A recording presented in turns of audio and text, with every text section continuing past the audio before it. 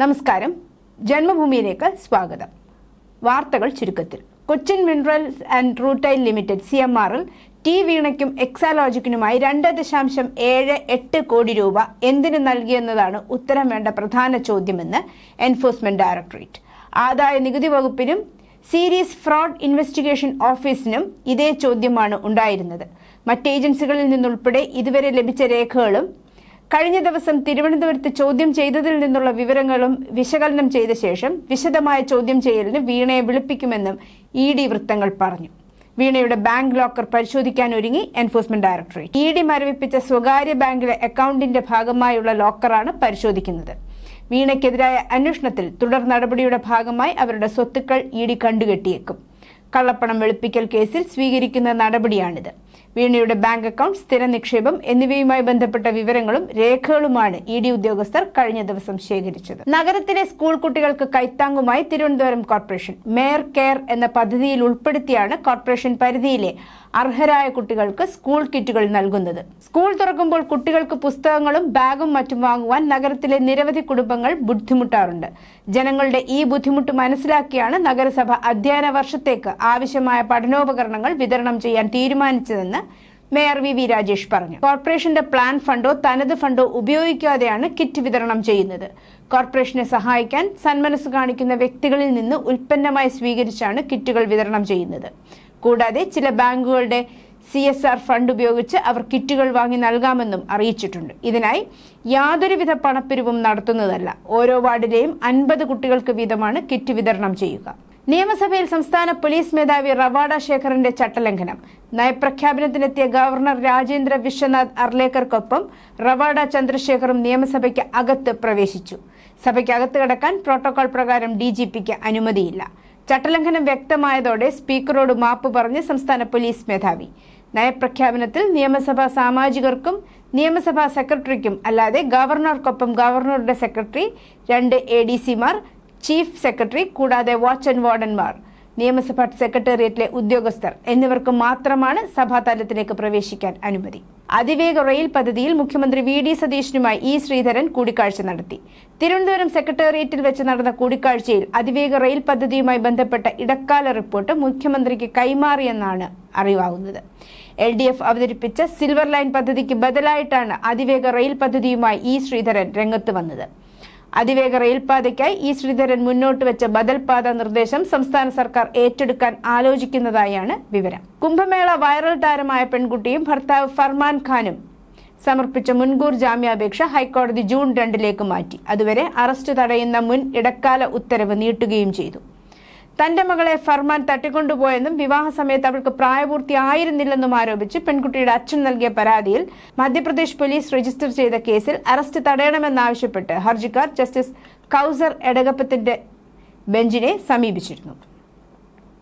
2 അന്താരാഷ്ട്ര തുറമുഖങ്ങളെയും ഒരു container തുറമുഖത്തെയും 17 mini തുറമുഖങ്ങളെയും ഏകോപിപ്പിച്ച് കേരളത്തെ വലിയൊരു തുറമുഖ നഗരമാക്കി മാറ്റുന്ന സ്വപ്ന പദ്ധതി നടപ്പാക്കുമെന്ന് മുഖ്യമന്ത്രി VD സതീശൻ.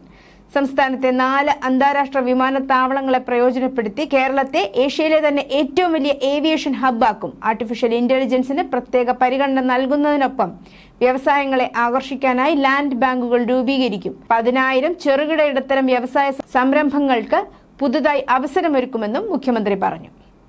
തൃശൂർ ആതിരപ്പള്ളിയിൽ കാട്ടാന ആക്രമണത്തിൽ ഗൃഹനാഥൻ കൊല്ലപ്പെട്ടു. വെറ്റിലപ്പാറ സ്വദേശി പുല്ലാർക്കാട്ട് മോഹനനാണ് കൊല്ലപ്പെട്ടത്. 62 വയസ്സായിരുന്നു.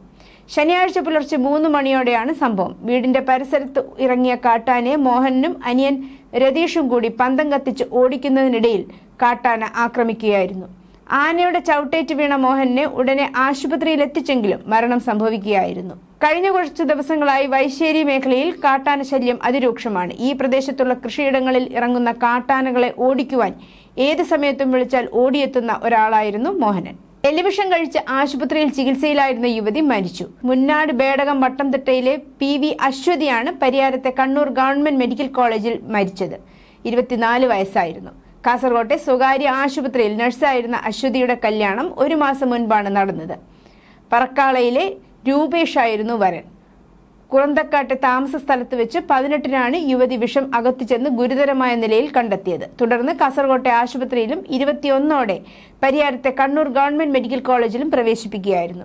വെള്ളിയാഴ്ച പുലർച്ചെയോടെയാണ് മരണം സംഭവിച്ചത്. സംഭവത്തിൽ സഹോദരി PV മഞ്ജുളയുടെ പരാതിയിൽ കാസർഗോഡ് ടൗൺ പോലീസ് അസ്വാഭാവിക മരണത്തിന് കേസെടുത്തു. പ്രതിപക്ഷ നേതാവ് പിണറായി വിജയന്റെ വീട്ടിൽ റെയ്ഡിനെത്തിയ ED ഉദ്യോഗസ്ഥരെ ആക്രമിച്ച കേസിലെ CPM പ്രവർത്തകരായ പ്രതികൾക്കായി വ്യാപക പരിശോധനയുമായി പോലീസ് 200-ലേറെ പേരെയാണ് വധശ്രമ അടക്കമുള്ള കേസിൽ പ്രതി ചേർത്തിട്ടുള്ളത്. ഇതിൽ വാഹനങ്ങൾ ആക്രമിച്ച 25ഓളം പേരുണ്ടെന്നാണ് പ്രാഥമിക നിഗമനം. ഏതാണ്ട് എല്ലാവരെയും ദൃശ്യങ്ങൾ പരിശോധിച്ച് തിരിച്ചറിഞ്ഞിട്ടുണ്ട്. സംസ്ഥാനത്ത് ഇന്നും ഒറ്റപ്പെട്ട ഇടങ്ങളിൽ ഇടിമിന്നലോടുകൂടിയ മഴ തുടരും. എന്നാൽ ഇന്ന് ഒരു ജില്ലയിലും മഴ മുന്നറിയിപ്പ് പ്രഖ്യാപിച്ചിട്ടില്ല. നാളെ പത്തനംതിട്ട, ആലപ്പുഴ, കോട്ടയം, എറണാകുളം, മലപ്പുറം ജില്ലകളിൽ യെല്ലോ അലർട്ട് പ്രഖ്യാപിച്ചിട്ടുണ്ട്. മറ്റന്നാൾ കോട്ടയം, എറണാകുളം, ഇടുക്കി, മലപ്പുറം, വയനാട് ജില്ലകളിൽ മഴ മുന്നറിയിപ്പ് നൽകിയിട്ടുണ്ട്.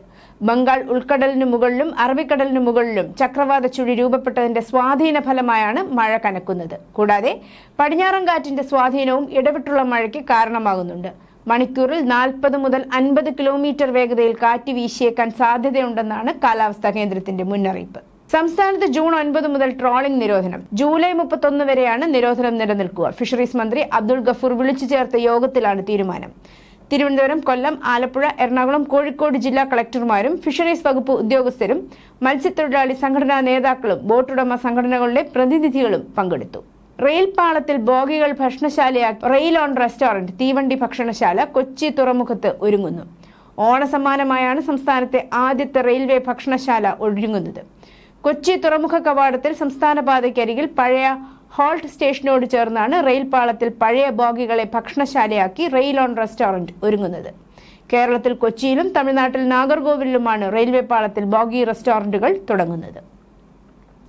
ശബരിമല സ്വർണ്ണക്കൊള്ളക്കേസ് കട്ടളപ്പാളികൾ മുഴുവൻ മാറ്റിയിട്ടില്ലെന്ന് സൂചന.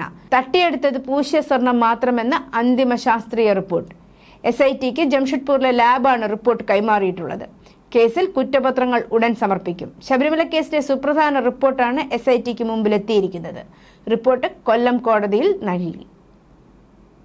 കേരള കോൺഗ്രസ് ഡെപ്യൂട്ടി ചെയർമാനും മുൻ മന്ത്രിയുമായ TU കുരുവിള അന്തരിച്ചു. 90 വയസ്സായിരുന്നു. വാർദ്ധക്യ സഹജമായ അസുഖങ്ങളെ തുടർന്ന് കൊച്ചിയിലെ ആസ്റ്റർ മെഡിസിറ്റിയിൽ ചികിത്സയിലായിരുന്നു. VS അച്യുതാനന്ദൻ മന്ത്രിസഭയിൽ പൊതുമരാമത്ത് മന്ത്രിയായിരുന്നു. കോതമംഗലത്തെ പ്രതിനിധീകരിച്ചാണ് അദ്ദേഹം MLA ആയിരുന്നത്. ഈ മാസം 12-ാം തീയതിയാണ് ആരോഗ്യനില വഷളായതിനെ തുടർന്ന് അദ്ദേഹത്തെ ആസ്റ്റർ മെഡിസിറ്റിയിൽ പ്രവേശിപ്പിച്ചത്. ഇന്നലെ രാത്രി 9:12ഓടെ മരണം സ്ഥിരീകരിക്കുകയായിരുന്നു. തമിഴ് സിനിമാ ലോകത്തെയും സിനിമാ ആസ്വാദകരെയും ഒരുപോലെ കണ്ണീരിലാഴ്ത്തി പ്രമുഖ നടനും സിനിമാ നിരൂപകനുമായ S. സത്യേന്ദ്ര അന്തരിച്ചു. വിവിധ ആരോഗ്യ പ്രശ്നങ്ങളെ തുടർന്ന് ചെന്നൈയിലെ റോയ്പേട്ട സർക്കാർ ആശുപത്രിയിൽ ചികിത്സയിലിരിക്കുകയായിരുന്നു അന്ത്യം. തനതായ അഭിനയ ശൈലി കൊണ്ടും മൂർച്ചയേറിയ സിനിമാ വിലയിരുത്തലുകൾ കൊണ്ടും തമിഴ് ചലച്ചിത്ര ലോകത്ത് തന്റേതായ ഇടം കണ്ടെത്തിയ വ്യക്തിത്വമായിരുന്നു അദ്ദേഹം. ബംഗളൂരു സ്വദേശിയായ സത്യേന്ദ്ര ചെന്നൈ കേന്ദ്രീകരിച്ചാണ് തന്റെ കലാപ്രവർത്തനങ്ങൾ മുന്നോട്ട് കൊണ്ടുപോയത്. നിലവിൽ ബന്ധുക്കൾ എത്തുന്നതുവരെ അദ്ദേഹത്തിന്റെ ഭൗതികദേഹം ആശുപത്രിയിൽ സൂക്ഷിച്ചിരിക്കുകയാണ്. തമിഴ് താരം സൂര്യയുടെ ഏറ്റവും പുതിയ ചിത്രമായ കറുപ്പ് എന്ന സിനിമയെക്കുറിച്ച് പങ്കുവച്ച നിരൂപണ വീഡിയോയാണ് അദ്ദേഹത്തിൻ്റെതായി ഒടുവിൽ പുറത്തുവന്നത്. സത്യേന്ദ്രയുടെ അപ്രതീക്ഷിത വിയോഗ വാർത്ത തമിഴ് സിനിമാ ലോകത്തെ ഒന്നടങ്കം ഞെട്ടിച്ചിരിക്കുകയാണ്. ചലച്ചിത്ര രംഗത്തെ പ്രമുഖ വ്യക്തികളും സംവിധായകരും സഹപ്രവർത്തകരും സോഷ്യൽ മീഡിയയിലൂടെയും അല്ലാതെയും അദ്ദേഹത്തിന് ആദരാഞ്ജലികൾ അർപ്പിച്ചു. കർണാടകയിലെ വിജയപുര ജില്ലയിൽ 2 കുടുംബങ്ങൾ തമ്മിലുള്ള വസ്തുതർക്കത്തിൽ പിന്നാലെ 6 പേർ വെടിയേറ്റു മരിച്ചു. കരിമ്പ് വെട്ടാൻ ഉപയോഗിക്കുന്ന വാളുകൊണ്ട് ആക്രമിച്ച ശേഷമാണ് വെടിയുതിർത്തത് എന്ന് ദൃക്സാക്ഷികൾ പറഞ്ഞു. സംഭവത്തിൽ പ്രതികൾക്കായി പോലീസ് അന്വേഷണം ഊർജിതമാക്കി. വിജയപുര ജില്ലയിലെ ഗോവിന്ദപുരത്ത് 25 ഏക്കർ ഭൂമി വാങ്ങിയതുമായി ബന്ധപ്പെട്ട തർക്കമാണ് 6 പേരുടെ ജീവനെടുത്ത അതിക്രൂരമായ ആക്രമണത്തിൽ കലാശിച്ചത്. ഗോവിന്ദപുര ഗ്രാമത്തിലെ നിരാളെ എന്ന കുടുംബത്തിലെ അംഗങ്ങളാണ് മരിച്ചവരിൽ 5 പേർ. ഒരാൾ പുറമേ നിന്നുള്ള ആളാണെന്ന് വ്യക്തമായിട്ടുണ്ട്. മുൻ ബീഹാർ മുഖ്യമന്ത്രി റാബ്രി ദേവിയുടെ പാട്നയിലെ 10 സർക്കുലർ റോഡിലുള്ള ഔദ്യോഗിക വസതി ഒഴിയാൻ ഉത്തരവിട്ടു. സംസ്ഥാന മന്ത്രി നന്ദ് കിഷോർ റാമിന് വീട് അനുവദിച്ചതിനെ തുടർന്ന് ബീഹാർ സർക്കാർ ഏറ്റവും പുതിയ വിജ്ഞാപനം പുറപ്പെടുവിച്ചത്. ബീഹാർ ലെജിസ്ലേറ്റീവ് കൗൺസിലിലെ പ്രതിപക്ഷ നേതാവെന്ന നിലയിൽ 39 ഹാർഡിംഗ് റോഡിലുള്ള മറ്റൊരു ഔദ്യോഗിക വസതിയിലേക്ക് മാറാൻ ഉദ്യോഗസ്ഥർ റാബ്രി ദേവിയോട് അഭ്യർത്ഥിച്ചു. സിദ്ധരാമയ്യ കർണാടക മുഖ്യമന്ത്രി സ്ഥാനം രാജിവെച്ചത് ആഘോഷമാക്കി കഫേ കോഫി ഡേ ഓഹരികൾ. നിലവിൽ ഉപമുഖ്യമന്ത്രിയായ DK ശിവകുമാർ മുഖ്യമന്ത്രി സ്ഥാനം ഏറ്റെടുക്കുമെന്നതാണ് കഫേ കോഫി ഡേ ഓഹരികൾക്ക് ആവേശമായത്. ഓഹരി വില 20% കുതിച്ച് അപ്പർ സർക്യൂട്ടിലെത്തി. ഓഹരി വില ഒരു ദിവസം ഉയരുകയും താഴുകയും ചെയ്യുന്നത് നിയന്ത്രിക്കുന്ന പരിധിയാണ് അപ്പർ ലോവർ സർക്യൂട്ടുകൾ. DK ശിവകുമാറും കഫേ കോഫി ഡേ പ്രൊമോട്ടറും കുടുംബവും തമ്മിൽ വലിയ ബന്ധം തന്നെയുണ്ട്. ശിവകുമാറിന്റെ മൂത്ത മകൾ ഐശ്വര്യ വിവാഹം ചെയ്തിരിക്കുന്നത് അന്തരിച്ച കഫേ കോഫി ഡേ സ്ഥാപകൻ VG സിദ്ധാർത്ഥയുടെ മകൻ അമർത്യ ഹെഗ്ഡെയാണ്. മെത്തനോൾ വിഷബാധയേറ്റ് 12 പേർ മരിച്ചതിനെ തുടർന്ന് മഹാരാഷ്ട്രയിലെ പൂനെയിൽ അനധികൃത മദ്യശൃംഖല അന്വേഷണം നേരിടുകയാണ്. നഗരത്തിലും പരിസര ജില്ലകളിലുമായി വ്യാപിച്ചു കിടക്കുന്ന ഒരു വിതരണ ശൃംഖല പൊളിച്ചുമാറ്റാൻ അധികൃതർ നിലവിൽ പ്രവർത്തിക്കുകയാണ്. പ്രാദേശിക ഭരണ മേഖലകളിലായി ഇരകൾ വ്യാപിച്ചു കിടക്കുന്നതായാണ് റിപ്പോർട്ട്. പൂനെ സിറ്റി പോലീസിന് കീഴിലുള്ള 4 കേസുകളും പിംപ്രി ചിഞ്ച്വാഡ് പോലീസിന് കീഴിലുള്ള 8 കേസുകളും ഇതിൽ ഉൾപ്പെടുന്നു. കൂടാതെ വിഷമദ്യത്തിന്റെ നിർമ്മാതാക്കൾക്കും വിതരണക്കാർക്കുമെതിരെ നിയമപാലകരും എക്സൈസ് അധികാരികളും വ്യാപകമായ പ്രവർത്തനങ്ങൾ ആരംഭിച്ചിട്ടുണ്ട്. ഇറാനുമായുള്ള സമാധാന കരാറിനെ കുറിച്ചുള്ള അമേരിക്കൻ പ്രസിഡന്റ് ഡൊണാൾഡ് ട്രംപിന്റെ വാദങ്ങളെ തള്ളി ഇറാൻ. ട്രംപിന്റെ പ്രസ്താവനകൾ സത്യവും അസത്യവും കലർന്നതാണെന്ന് ഇറാനിലെ റവല്യൂഷണറി ഗാർഡുമായി ബന്ധമുള്ള മാധ്യമങ്ങൾ റിപ്പോർട്ട് ചെയ്തു. ആണവ സാമഗ്രികൾ നശിപ്പിക്കുമെന്ന ട്രംപിന്റെ പ്രസ്താവന അടിസ്ഥാനരഹിതമാണെന്നും സമാധാന കരാറിന്റെ കരടിൽ അത്തരമൊരു വ്യവസ്ഥയില്ലെന്നും ഇറാന്റെ ഔദ്യോഗിക മാധ്യമങ്ങൾ റിപ്പോർട്ട് ചെയ്തു. ഹോർമുസ് കടലെടുക്ക് നിബന്ധനകളില്ലാതെ തുറക്കുമെന്നും ഇറാൻ തങ്ങളുടെ ആണവ സാമഗ്രികൾ നശിപ്പിക്കുമെന്നും ട്രംപ് അവകാശപ്പെട്ടിരുന്നു. എന്നാൽ അത്തരം തീരുമാനങ്ങളില്ലെന്നും ഇത് കെട്ടിച്ചമച്ചതാണെന്നും ഇറാൻ വ്യക്തമാക്കി. ഉക്രൈനെതിരെ റഷ്യ ഒരു വലിയ ആക്രമണത്തിന് തയ്യാറെടുക്കുകയാണെന്ന് ഉക്രൈൻ പ്രസിഡന്റ് വോൾഡിമിർ സെലൻസ്കി മുന്നറിയിപ്പ് നൽകി. പൗരന്മാരോട് ജാഗ്രത പാലിക്കാനും സുരക്ഷാ നടപടികൾ പാലിക്കാനും ആവശ്യപ്പെട്ടു. 2022 ക്രെംലിൻ പൂർണ്ണതോതിലുള്ള അധിനിവേശം ആരംഭിച്ചതിനു ശേഷം കീവ് ഏറ്റവും വലിയ റഷ്യൻ ബോംബാക്രമണത്തിന് വിധേയമായി ദിവസങ്ങൾക്ക് ശേഷമാണ് ഈ മുന്നറിയിപ്പ്. കെനഡി സെന്ററിനായുള്ള US പ്രസിഡന്റ് ഡൊണാൾഡ് ട്രംപിന്റെ പദ്ധതികൾക്ക് ഒരു ഫെഡറൽ ജഡ്ജി കനത്ത തിരിച്ചടി നൽകി. വാഷിംഗ്ടൺ കലാവേദിയിൽ അദ്ദേഹത്തിന്റെ പേര് നിയമവിരുദ്ധമായി ചേർത്തുവെന്നും 2 വർഷത്തെ നവീകരണത്തിനായി അത് അടച്ചുപൂട്ടാനുള്ള ഭരണകൂടത്തിന്റെ ശ്രമം നിർത്തിവെച്ചുവെന്നും വിധിച്ചു. കോടതിയുടെ തീരുമാനത്തെ തുടർന്ന് താൻ പൂർണ്ണമായും പിന്മാറുകയാണെന്നും ട്രംപ് പറഞ്ഞു. News desk Janmabhumi.